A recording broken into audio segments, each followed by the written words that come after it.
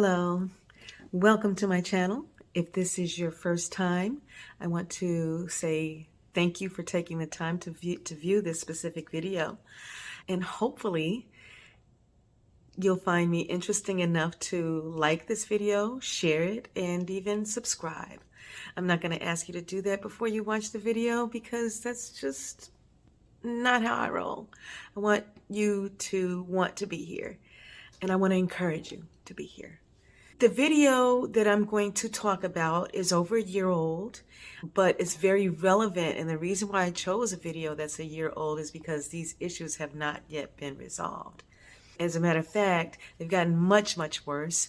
And later on, I'll talk about an event that's much more recent, and I will react to that. These videos are from an anarchist perspective. I don't really do politics. I usually try to stay out of the line of it.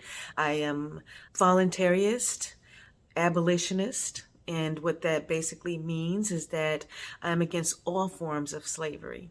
I know that slavery has been around since the dawn of time, since human beings existed, but I believe that we should have evolved to a point where it's no longer acceptable to enslave a people.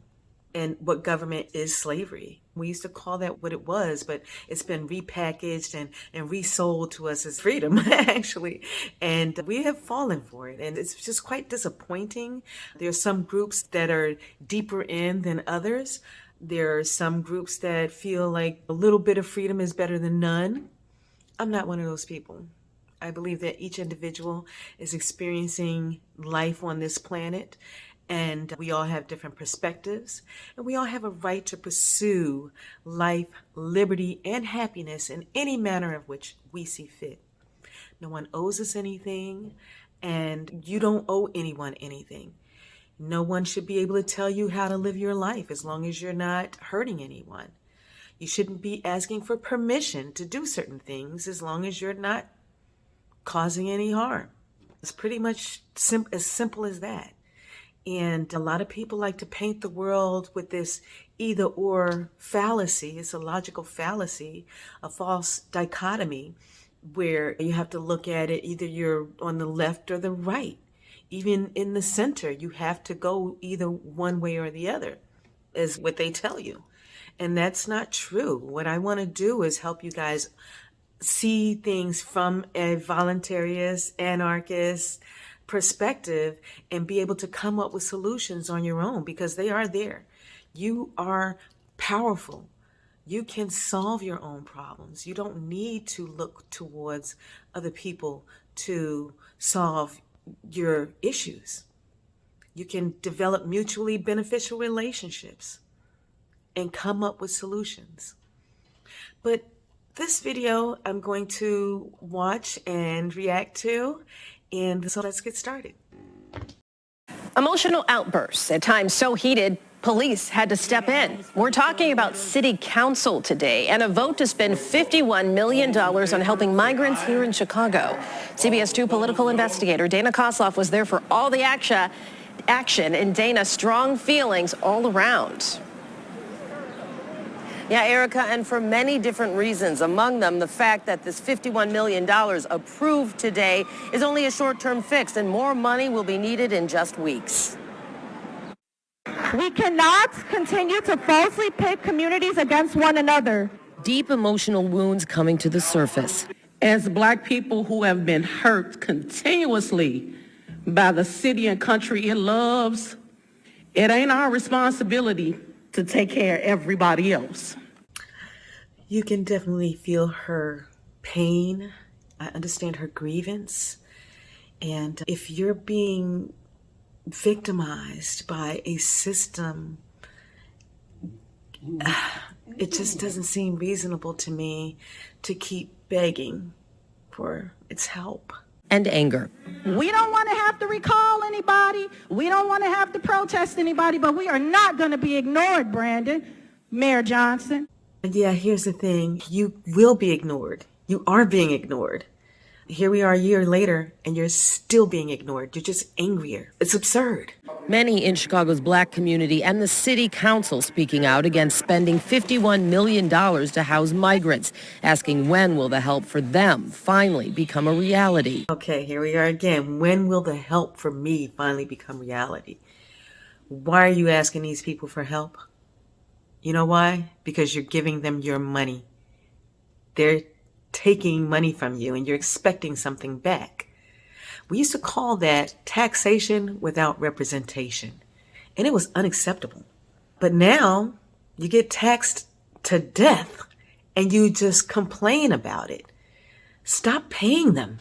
You can opt out.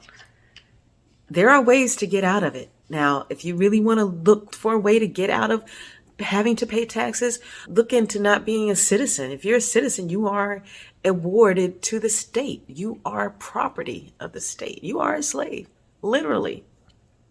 And it cannot be put on the backs of the residents of Chicago without showing them that they're getting something out of this.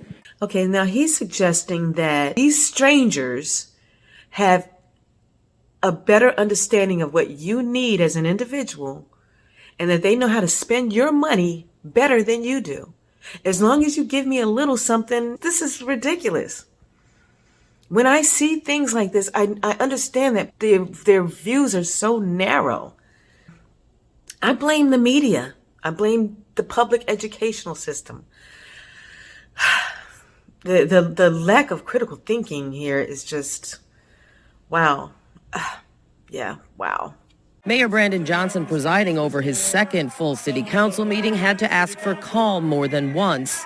Will the Sergeant of Arms please restore some order? Police also intervening at one point to allow the meeting to proceed. Ultimately, the measure passed with 34 votes. You call your guard dogs on the people that are angry.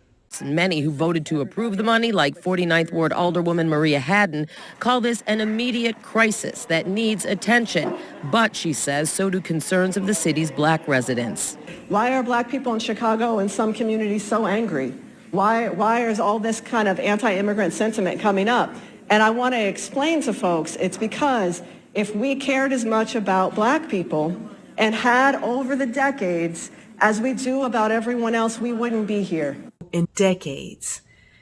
That's a long time. But the money from a 2021 budget surplus will only last 1 month. Many alderpeople say it's time for a long-term plan and some state and federal help.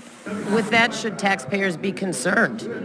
I think we should all be concerned anytime we're having to utilize this level of resources on a temporary situation, especially with not a real sight of federal support coming. I don't like talking down on people, but you really need to wake up. And waking up isn't looking towards another system.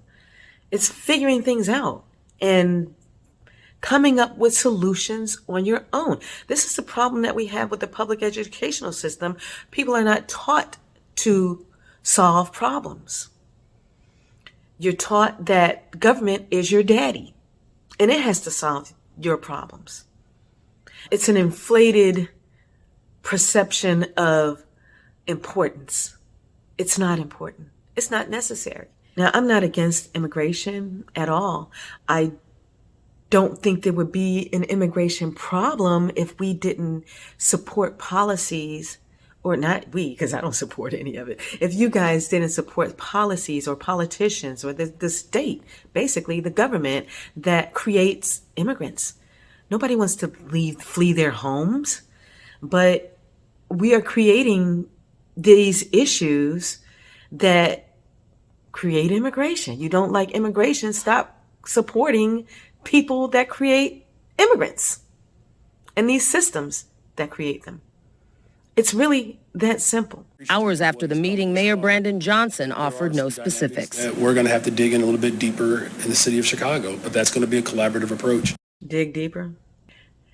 The problem has only gotten worse, and they're pouring money into this. This is a laundering scheme. They are bringing people over here deliberately. They're causing problems that brings them here just so they can steal more money from you and pour it into these companies that have these buildings where they're housing these immigrants, and these companies that are providing health care and food. This is a conspiracy. These people have gotten together and they figured out a way to funnel money from you to themselves. I mean, follow the money. See who's housing these people, how much they get paid for it. See the medical treatment that they're getting. See where that money is going. In the end, it really doesn't matter who the recipient is. Doesn't even matter.